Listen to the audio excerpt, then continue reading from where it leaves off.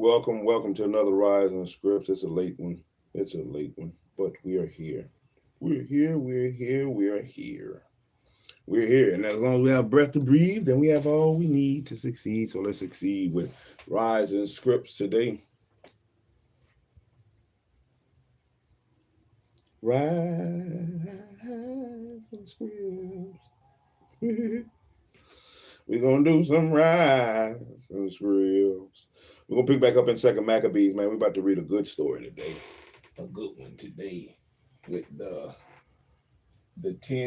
in chapter 7 with the mother and the 7 sons. It's definitely a good one. One of my favorite stories, even though it's a horrifying one, but it's one of the favorites, man. One of the favorites. I'm gonna need to pull my hair back.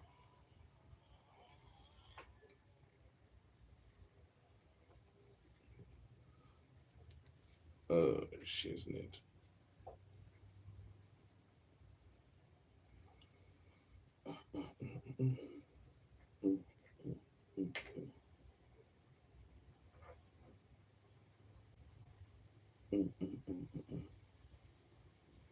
Yeah, let's go like this.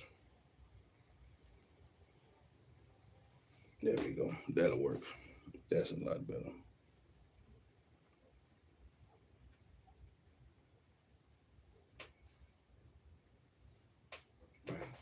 So it don't come loose. All right, chapter 7, man. Chapter 7 of Rise in Scripts. Chapter 7 of Second Maccabees. But before we get started, let's do, man, it's windy today too, man. Oh, we. Hope all my plants be good.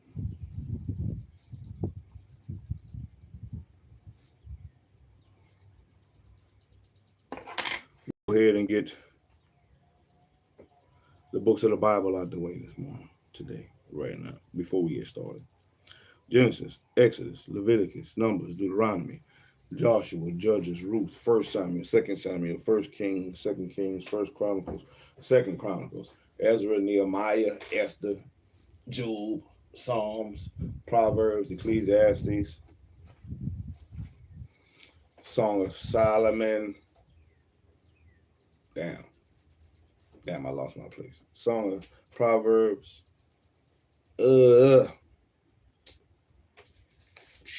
Ecclesiastes, Song of Solomon, Isaiah, Jeremiah, Lamentations, Ezekiel, Daniel, Hosea, Joel, Amos, Obadiah, Jonah, Micah, Nahum, Habakkuk, Zephaniah, Haggai, Zechariah, Malachi, 1 Ezra, 2 Ezra, Tobit, Judith, the rest of Esther, the Wisdom of Solomon, Sirach, Ecclesiasticus, Baruch, Song of the Three Holy Children, the history of Susanna, the destruction of Bel and the dragon, the prayer of Manasseh, 1 Maccabees, 2 Maccabees, which we're in, Matthew, Mark, Luke, John, Acts, Romans, 1 Corinthians, 2 Corinthians, Galatians, Ephesians, Philippians, Colossians. Yep. 1 Thessalonians, 2 Thessalonians, 1 Timothy, 2 Timothy, Titus, Philemon, Hebrews, James, 1 Peter, 2 Peter, 1 John, 2 John, 3 John, Jude, and Revelations. And those were the books of the Bible before we get started. Man, I messed up on a couple of them. I got them back, but I messed up on a couple of them. Well, shalom, everybody. Shalom. We're going to read about the 7 sons today. The 7 sons. We just read about Eleazar, man. They tried to get Eleazar to eat some pork, and he said, I will not do it. And they kill that boy. They kill that boy for eating the pork, eating the swine. And they wanted him they told him, man, just bring what you could eat. Just bring what you can eat and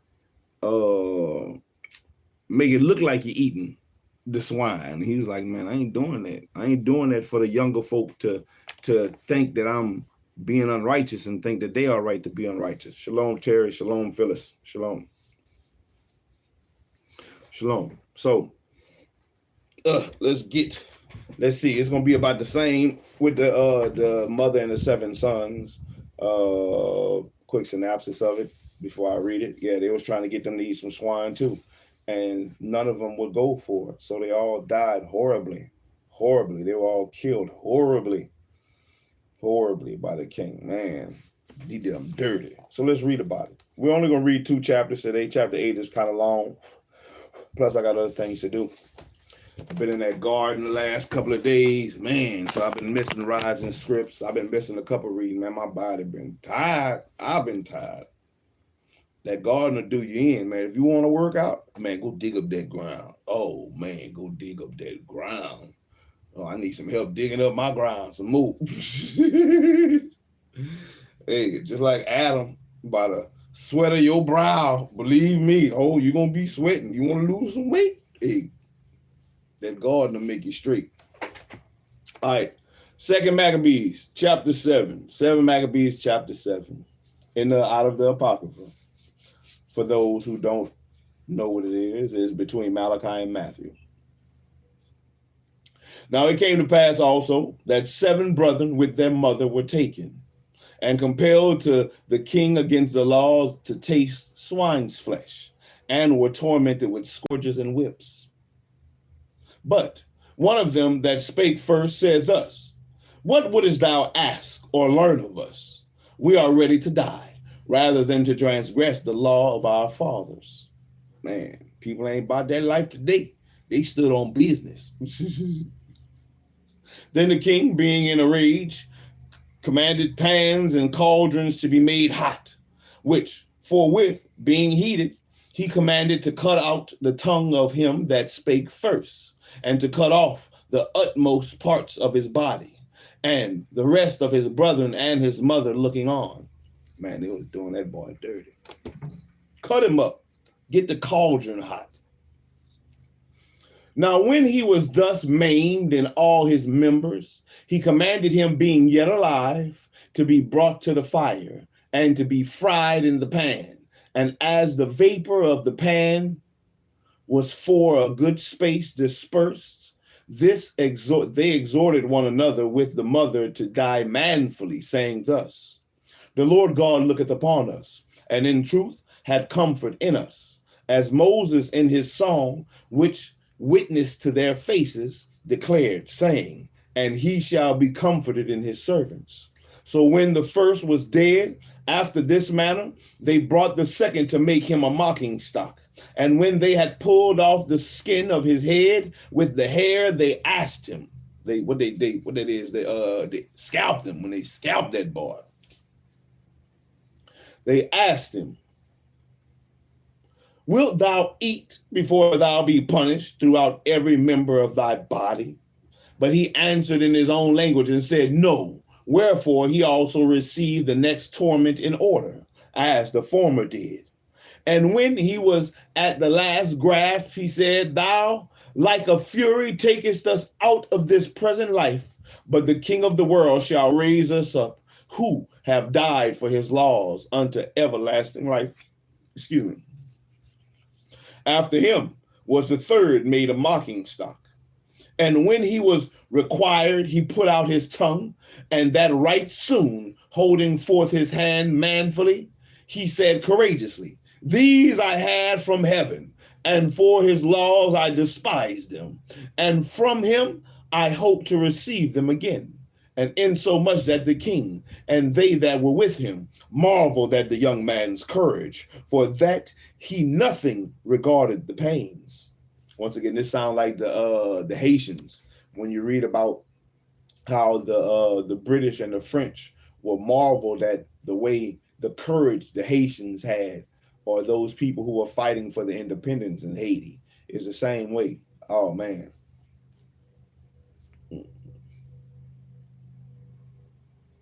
Now, when this man was dead also, they tormented and mangled the fourth in the like manner.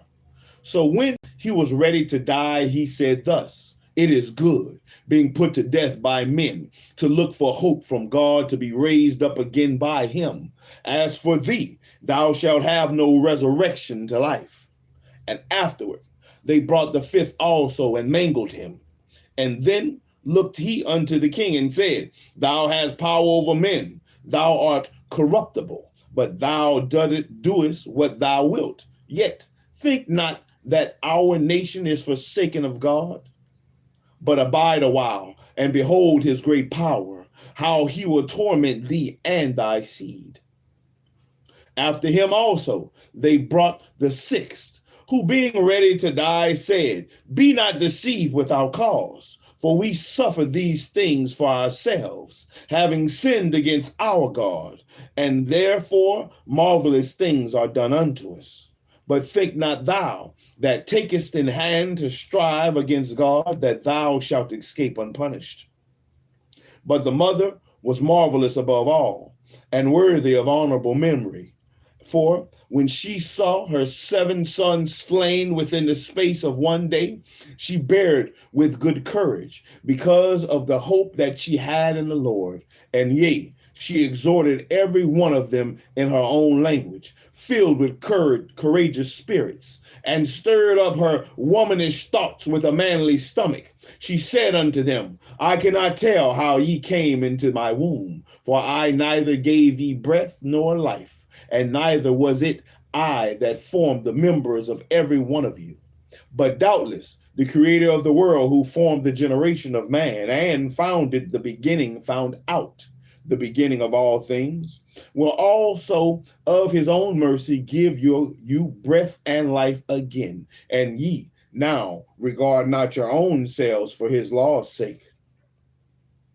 Now Antiochus, thinking himself despised and suspecting it to be a reproachful speech, whilst the youngest was yet alive, did not alone exhort him by words, but also assured him with oaths that he would make him both a rich and happy man, if he would turn from the laws of his fathers, and that also he would take him for his friend and trust him with affairs. I know a lot of people today would be like, man, give me the money.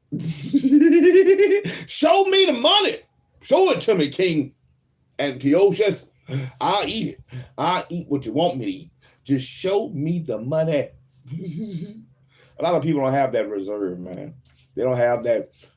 You know, they say they got faith in the Most High. They'll say that and they'll talk that talk. They say they got their own relationship with the Most High, but their relationships is weak compared to the woman and the 7 sons. Their relationships is weak. They would have after the first son, even before the first son, they would have the mama would have been like, man, no, I don't kill my babies. Not my, just eat it. All of us eat it. Take a bite. Just take a bite. The hell with them laws. Take a bite. I don't want y'all to die. But you see, but it was different back then. It was different according to the words of Maccabees. You know, within all these stories we read, all these examples that we may read through the book, they were different. They went through a lot of shit that a lot of people would quickly dismiss today, in today's time. They would quickly dismiss it. They wouldn't think of it that, man, we going through this because we sinned against the Most High, because we not doing what we supposed to do. They wouldn't think that. They would ask God, why, God? Why you did this to me? Oh, shit, I forgot to blow the trumpet. Why? Why me? Me? Anybody but me. Why me, Lord? What did I do? It's not what I didn't do. What am I not doing? Oh, I deserve this, Lord. Hey, that's what I get, Lord. I've been bullshitting all my life, Lord. Oh, I didn't even do nothing you ever asked. I was rebellious and hard-headed, stiff-necked. They wouldn't think those things.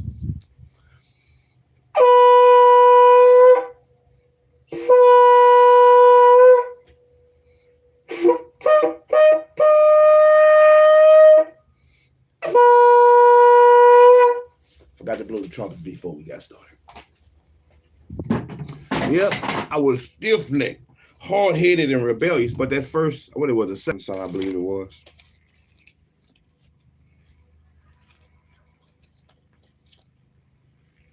No, the 6th son.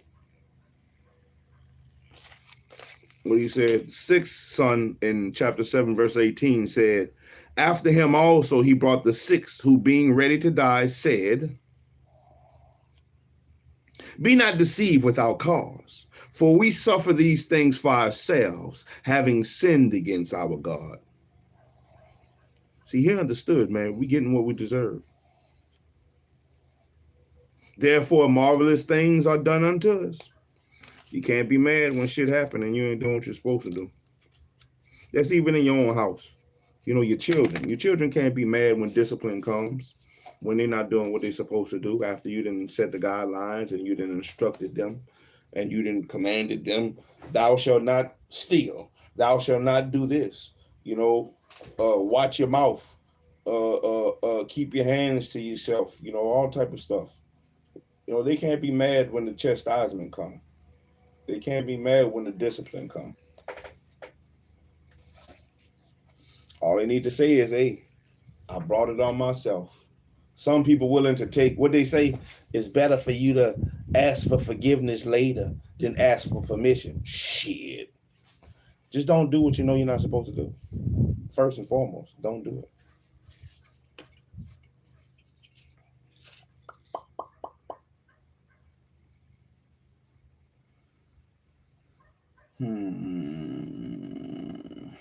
Verse 25.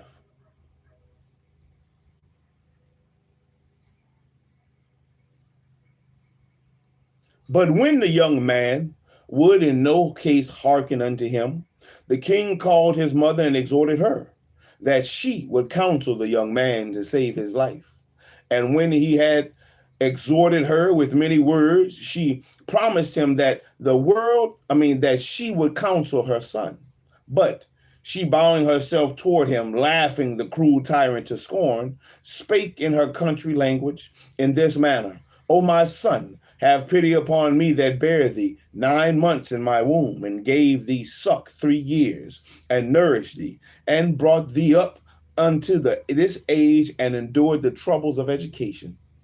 I beseech thee, my son, look upon the heaven and the earth, and all that is therein, and consider that God made them of things that were not, and so was mankind made likewise. Fear not this tormentor, but being worthy of thy brethren, take thy death, that I may receive thee again in mercy with thy brethren. While she was yet speaking these words, the young man said, whom wait ye for? I will not obey the king's commandment, but I will obey the commandment of the law that was given unto our fathers by Moses. And thou, that hast been the author of all mischief against the Hebrews, shalt not escape the hands of God. For we suffer because of our sins. And though the living Lord be angry with us a little while for our chastening and correction, yet shall he be at one again with his servants.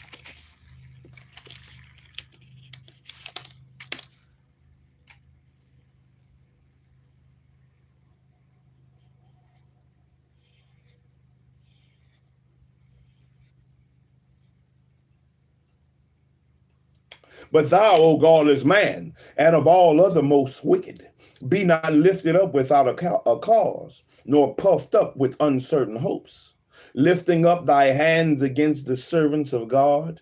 For thou hast not yet escaped the judgment of Almighty God, who seeth all things. For his brethren who now have suffered a short pain are dead under God's covenant of everlasting life. But thou, through the judgment of God, shalt receive just punishment for thy pride.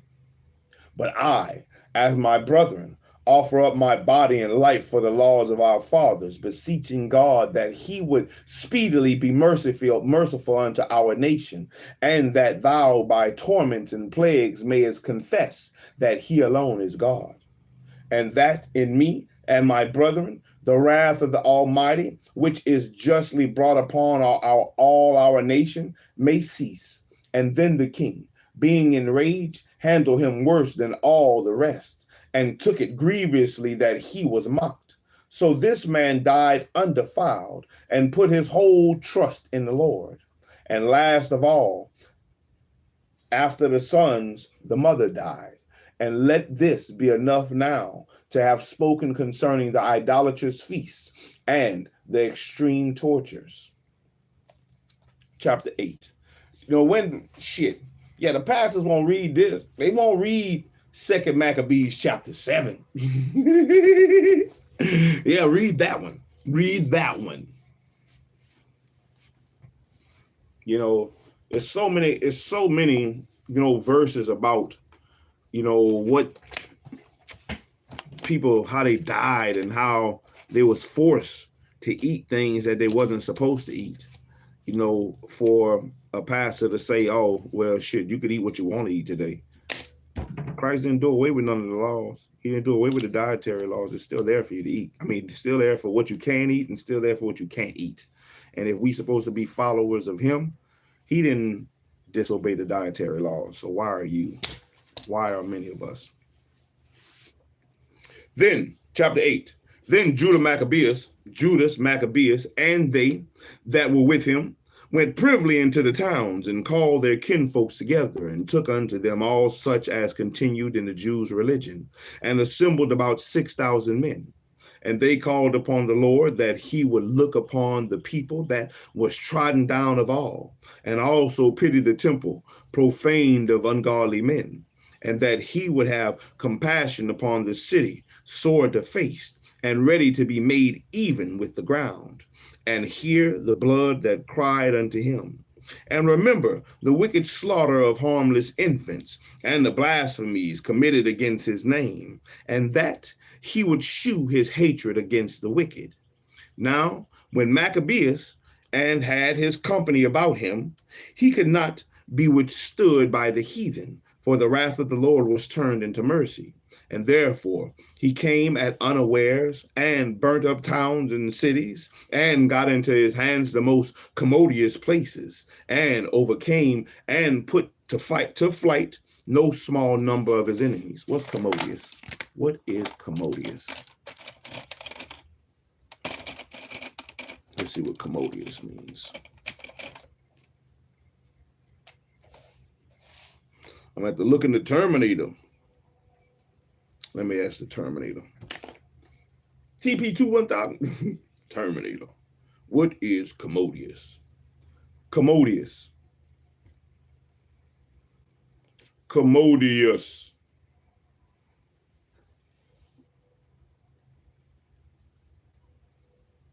Here's the definition of commodious. Formal. Especially of furniture or a building, roomy and comfortable. Therefore he came at unawares and burnt up towns and cities and got into his hands the most roomy and comfortable places, the most commodious places. Yes.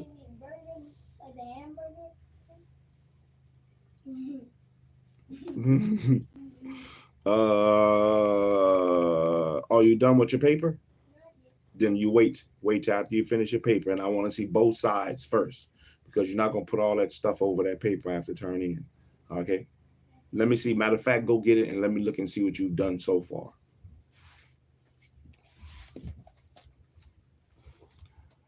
But especially took he advantage of the night for such privy attempts, insomuch that the bruit of his manliness was spread everywhere. And so when Philip saw that this man increased by little and little, and that things prospered with him still more and more, he wrote unto Ptolemy, the governor of Cilicia and Phoenice, to yield more aid to the king's affairs. Then forthwith choosing Nicanor, the son, let me finish reading this part.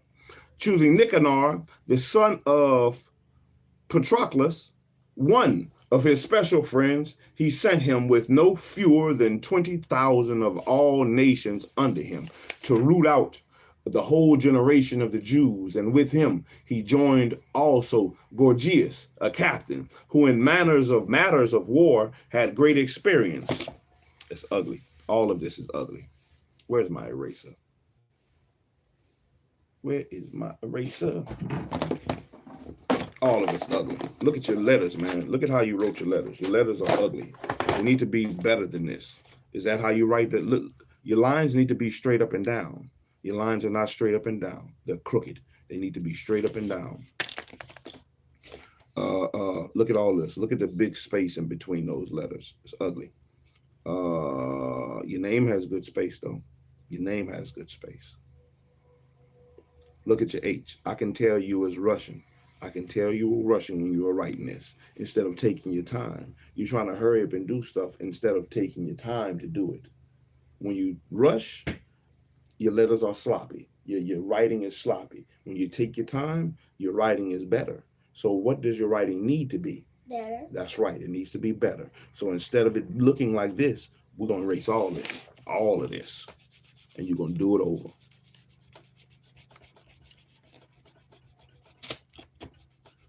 Because you can do better. I know you can do better. So since I know you can do better, I expect you to do better. Now you're writing them on the right lines. That was great. That was correct. That's the right lines you're writing them on. But they need to be written correctly. They need to be written better. That's a pretty good E right there. It's a pretty good E. I'm going to leave them H's. I'm going to leave those H's. But all the other stuff need to be written better. Can you do better, son? Yes, sir. Okay. So if you know you can do better, what should you do? Better. That's correct, son. That is correct. Dry your eyes. We don't want to hear none of that. Do better. Do better. That's all you have to do. Do better. You understand? Yes, sir. All right.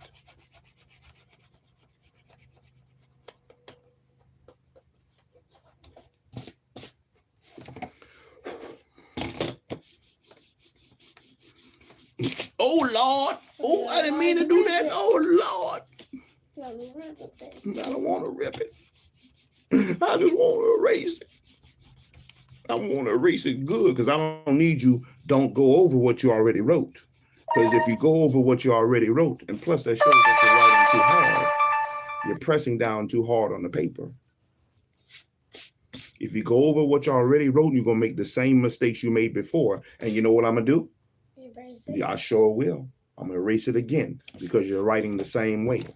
Don't write the same way. Write better. Don't.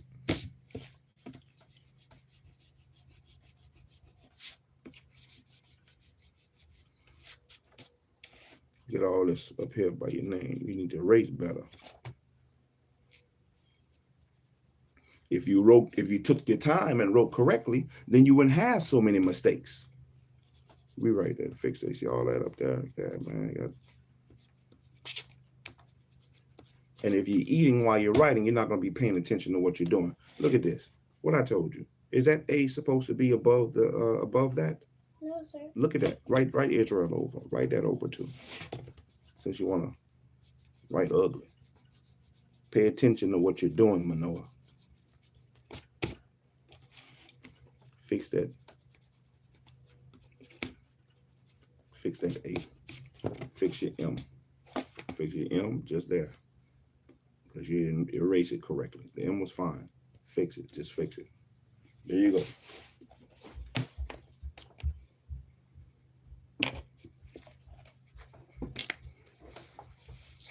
Chapter 8, verse 10.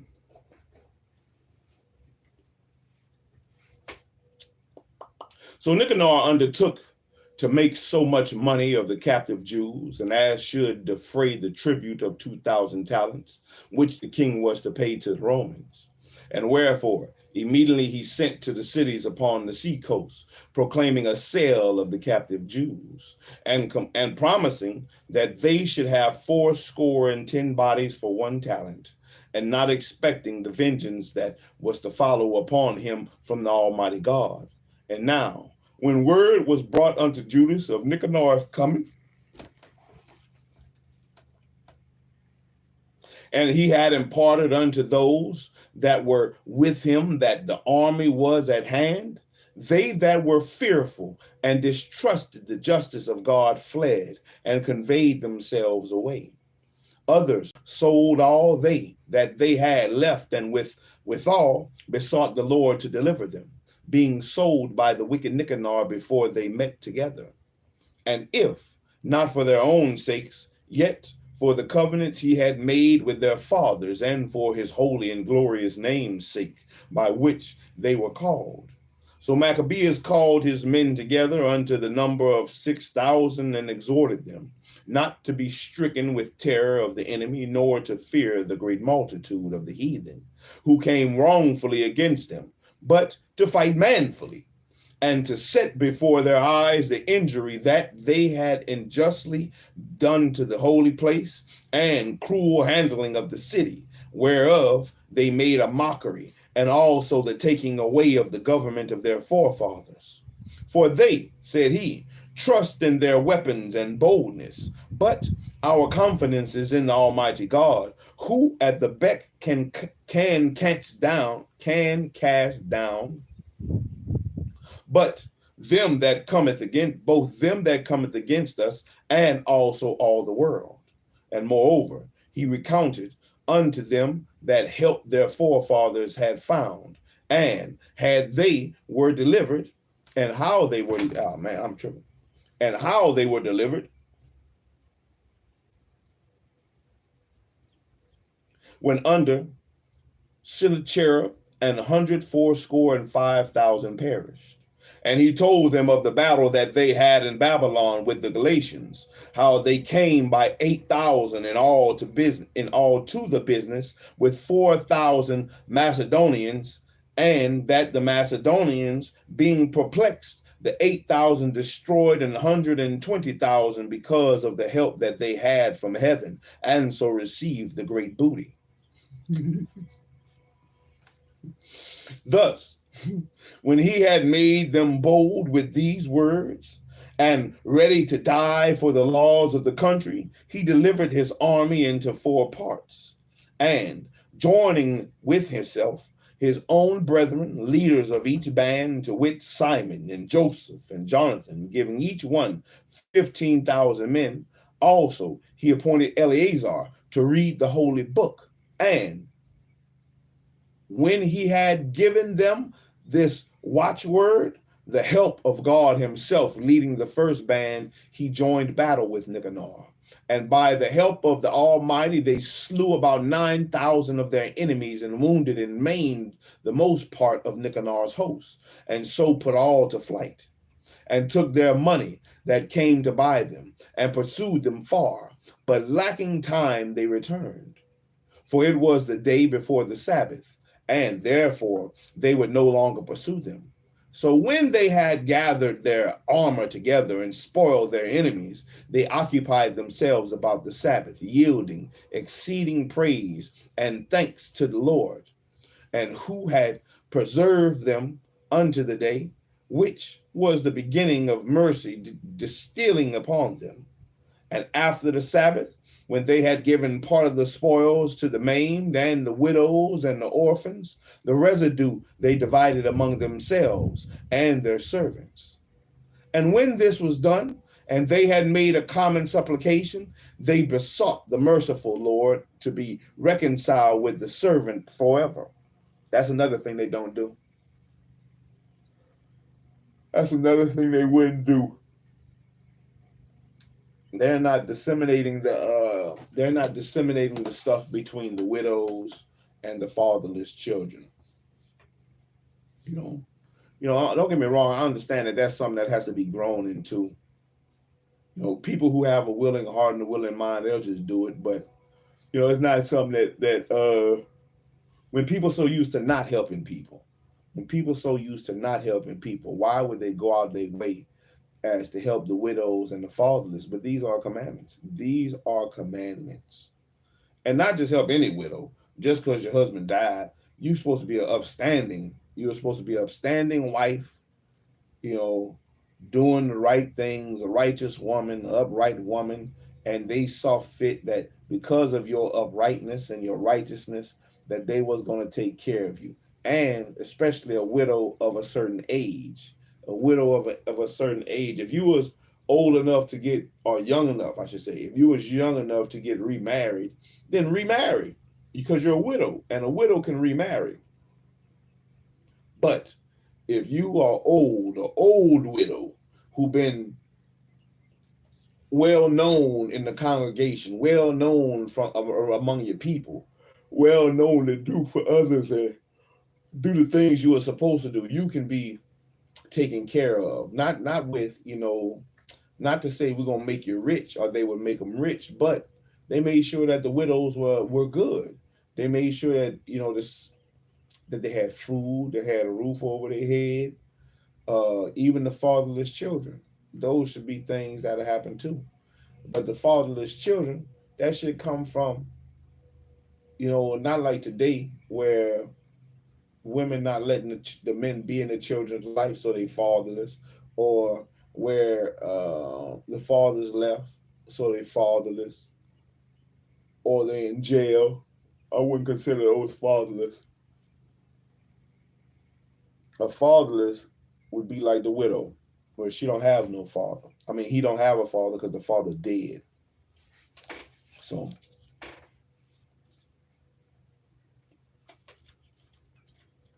yeah, if they did that today still, if the churches did that today still, you know, with all the money that the churches is bringing in and building up, instead of buying a big church, you should buy big land. They should buy big land, and build a bunch of little, build communities, a tiny house community. You don't have to be big houses. They should have farms. Each church should have these things, so that way the widows, the fatherless children, and the congregation itself can be provided for, and they wouldn't necessarily need certain things.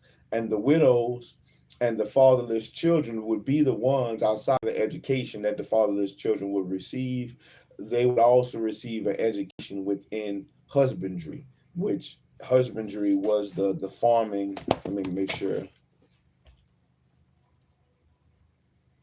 Husbandry. Here's the definition of husbandry: the care, cultivation, and breeding of crops and animals. Husbandry, the care, cultivation, and breeding of crops and animals. They will receive education in husbandry, and the widows would also have something to do as well, because the widows could be making the clothes for the fatherless children. The widows could also be in the helping tend to certain things. Yes, the boys would, be doing a lot of the stuff as far as, the plowing and the planting, and also, like I said, the cultivation. But the widows and the women can help as well. They could help as well, and everybody working together. What they say, teamwork make the dream work, and many hands make light work. So with these things, it could be an abundance. It can be abundance of so much stuff, where we wouldn't have to worry about going to Walmart. They boycotting certain stores now, Target and all these other stores. We wouldn't have to worry about these things as much, because for as many people claim to be in the churches, we would have enough food. It shouldn't. You should have food left over within growing in these farms and these places. Uh, Back in these days, or in the scriptures, they had certain food that was allotted for people who were homeless, people who didn't have nothing. It should be where, you know, if more people was in their right mind, then you can trust that. Like, say I had a fence, and at the edge of my fence, I have fruit trees growing at the edge of the fence, and I have some branches, or plenty of branches that I have that's growing over my fence into the street. And if a homeless man was hungry, It would be nothing for him to walk by and grab an orange or two, a peach or two. It would be nothing for them to do that. And maybe that homeless man, for being able to glean a little bit from off of my the fruits of my labor, off of the fruit trees, and glean a little bit of the extra stuff. Some people put bowls. Some people put bowls of stuff out for the homeless, bread and other fruits they put out. If this was done, and maybe people would have more of a mind. Hey, matter of fact, look, man, I don't have no work. I'm not doing nothing. But if you need help, I'll come help you for a little food. I'll come help you for a little this or a little that. You know, shit.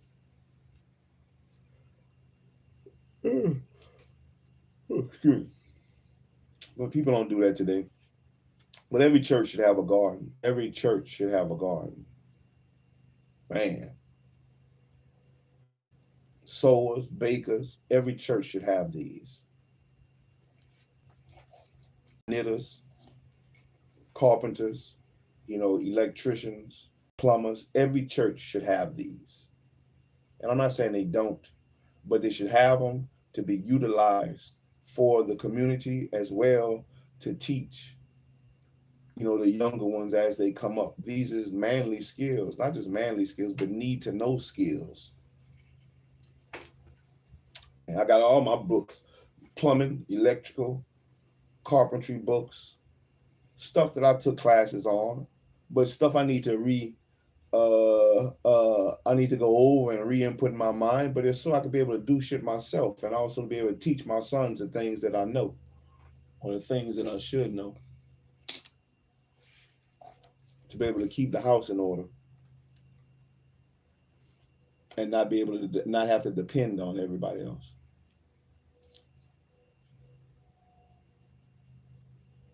Verse 29. When this was done and they made a common supplication, they besought the merciful Lord to be reconciled with the servants forever. Moreover, of those that were with Timotheus and Bacchides, who fought against them, they slew about 20,000 and very easily got high in strongholds and divided among themselves many spoils more, and made the maimed, orphans, widows, yea, and the aged also equal in spoils with themselves. And when they had gathered their armor together, they laid them up all carefully in convenient places, and the remnant of the spoils they brought to Jerusalem.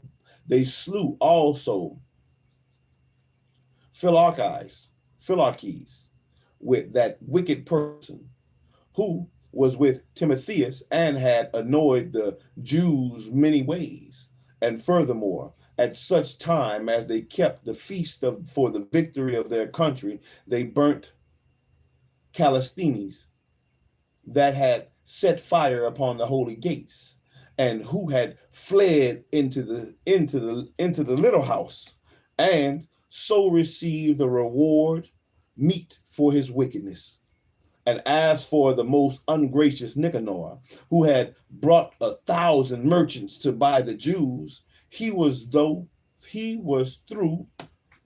to help the Lord, brought down by them, and of whom he made least account. And putting off his glorious apparel and discharging his company, he came like a fugitive servant through the midland of Antioch, having very great dishonor, for that his host was destroyed. And thus he that took upon him to make good to the Romans their tribute by means of the captive of Jerusalem, told abroad that the Jews had God to fight for them, and therefore they could not be hurt, and because they followed the laws that he gave them. And that was chapter 7 and chapter 8 of First Maccabees. A lot of the keys to a lot of these things that you read is, keeping the Most High's laws, statutes, and commandments, which is all the way to the end of the Bible. Even in Revelations, it says that for you to have right to the tree of life, you must keep the commandments. Keep the commandments and the faith in Christ. To have right to the tree of life and to be able to enter into the gates of the great city. if we're going to do that, if you want that, keep the Most High's commandments. I'm going to kill you, Walls. Fire! Death and destruction to Walls. Die!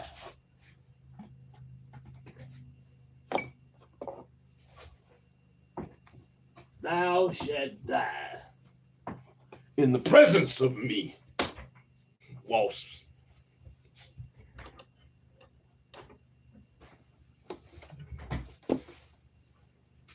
Anyway, yeah, keep the commandments, man. Keep the law, statutes, and commandments of the Most High. And if you don't know what they are, go seek and find them. Go seek and find them. That's what we should do. That's why I'm reading. I'm not reading necessarily to teach. I'm not trying to teach. I'm not, I don't want to be hypocritical. Tell people to do things I'm not doing myself. So I try to apply as much as I can apply. So that way when it come down to it, you doing it? Yes, I am. I do that. I does that. And I got to do more. Just like with the husbandry stuff. That's definitely something that I'm working more on. I've been having a garden for years, but the cultivation of the crops and animals is both something I also need to continue to learn. It's also something that I try to teach my sons, and it's better to teach them while they're young, so that way the things that they learn, in a young age, they'll never depart from it, hopefully. And hopefully these things, they can find joy in them. Joy in the natural stuff. Joy in the small things, man. Joy in the small things. Like seeing like my sons, they are at the age right now where they love, even though they've been digging up the garden since they was three and stuff, and 3 and 4 and 3 and 2.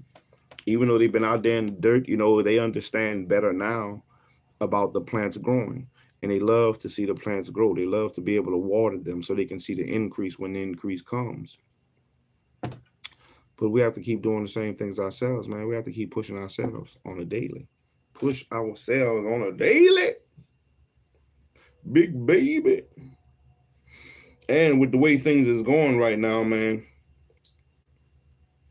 the way everybody's complaining about the prices and the prices in the damn stores being so high, why not grow a garden? Why not get you a garden done, man? Get you a garden, grow you a garden, plant you, get you some animals, learn how to slaughter your own animals, and even if you don't learn how to slaughter them, even if it's not what you want to do, you should have animals anyway. Somebody else might need them. That could be a bartering, something you could barter with, as well as you could use the manure. You could use the manure for your plants instead of going out there and buying fertilizers. Like when I clean out my chicken coop, which I have to do in a couple of days, I should have been cleaned out. But now that I have my garden starting to get built up and I'm turning the soil, I'm gonna take all that stuff that come out of my chicken coop with all the chicken shit and leaves and stuff that and old grass and stuff that I put up in there. I'm gonna dump all that in my garden and spread it all out around my garden to help fertilize my garden. Although I gotta go rake all the leaves up out of my yard from the when it fell. All them old leaves, that's gonna go for fertilizer for the garden. These are things we all can learn and use. We have the ability to do so, man. We have all we need to succeed as long as we have breath to breathe. It's just we're not doing it. We're not doing the things that we have the ability to do. Not as much as we have the ability to do. So let's strive for better. Let's strive for better. Pick up your book for whatever God you serve. Pick it up. Read what you're supposed to do and strive to do better at what you're supposed to do, man.